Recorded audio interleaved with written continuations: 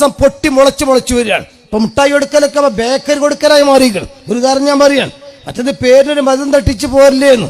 അതിന്റെ സുന്നത്തൊന്നുമില്ല, പക്ഷെ സുന്നത്താന്നപ്പത്തെ കൗമൊക്കെ മനസ്സിലാക്കണം. എന്നിട്ട് ഇങ്ങനെ പോണവരൊക്കെ കൊണ്ടോണം പോലും.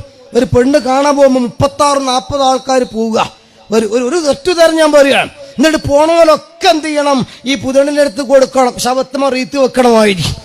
ഇത് കൊടുക്കണതാണ് പോണവരല്ല പുതിയാപ്പള.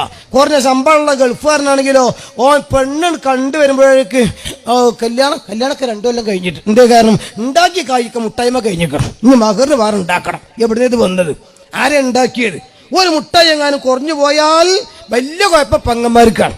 നമ്മനീൽ എനിക്ക് അറിഞ്ഞുകൂടെ, അവിടെ പിരിവില്ലാത്ത പരിപാടി ആയതുകൊണ്ട് ധൈര്യം എനിക്ക് പറയാം. മറ്റേ ചിലയിടത്തൊക്കെ പറയുമ്പോൾ ബേജാറാണ്, പിരിവ് കുറഞ്ഞു നോക്കും പെണ്ണുങ്ങളെ. എല്ലാ മാമൂലും പെണ്ണുങ്ങളെ തലയുന്നുണ്ടാകണം, പല മാമൂലുകളും. ശറയില്ലാന്ന് മാത്രമല്ല, ചിലത് ശറവിനെതിര്. ഒരു സ്ഥലത്ത് ഞാൻ ചെന്നപ്പോൾ വേല കഴിഞ്ഞിങ്ങനെ രാവിലെ എടുത്ത് ദൂരത്തുനിന്ന് വന്നതാണ്.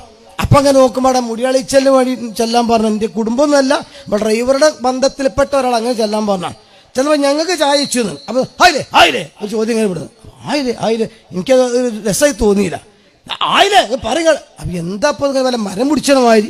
അപ്പോൾ നോക്കുമ്പോൾ എന്താ നിങ്ങൾ, ഇവിടെ കുട്ടീനെയും മടിയിൽ വെച്ചത് കാത്തിരിക്കുന്നുണ്ട് മുടി കളയാൻ വേണ്ടിയിട്ട് ബാർബർ ഒത്താൻ. അപ്പൊ ചോദിക്കുമ്പോൾ അപ്പുറത്തെ കണ്ടത്തിലാണ് അറിവ്. ഈ അറിവിന് അപ്പുറത്തെ ആരാച്ചാറ് മൂപ്പരും കാത്തിക്കുന്നുണ്ട്. അപ്പൊ എന്താ, രണ്ടും ഒപ്പം വെച്ചെങ്കിലല്ലേ സംഗതി സ്വഹിയാകുള്ളൂ.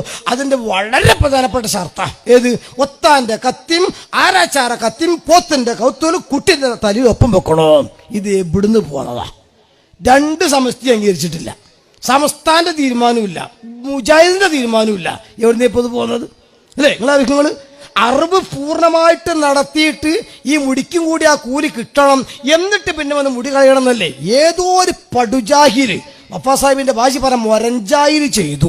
അത് ചെയ്തതിങ്ങനെ ഇന്നലെ ആരോ ചെയ്തൊരു വിഡിത്തം, ഇന്ന് മൂടന് അതൊരാചാരം. നെല്ലിക്കുത്ത് ഉസ്താദിന്റെ ദർജ അല്ല കൂട്ടി കൊടുക്കട്ടെ. മൊല്ലാക്കാൻ ഇത്തിബാവ് എന്ന് പറയലുണ്ട്, ഒരു കാര്യത്തെ പറ്റിയിട്ടാ പറയല്. ഇതേപോലെ ഒരു ഇത്തിബാവ് ഇങ്ങനെ ഞാൻ കല്യാണം ഒരുപാട് അനാചാരങ്ങൾ, എന്നിട്ട് അതൊക്കെ ദീന്റെ പേരിലും വെക്കുകയാണ്. അതിന് വേണ്ടിയിട്ടാണ് നമ്മൾ സമയങ്ങളൊക്കെ ചെലവാക്കുന്നത്. അതൊക്കെ നമുക്ക് ബോധ്യപ്പെടുക. ഇതുപോലെ ചില അവസ്ഥകളൊക്കെ വരുമ്പോഴാണ് ഇതിക്കടി ഞാൻ അങ്ങോട്ട് കടക്കുകയല്ല.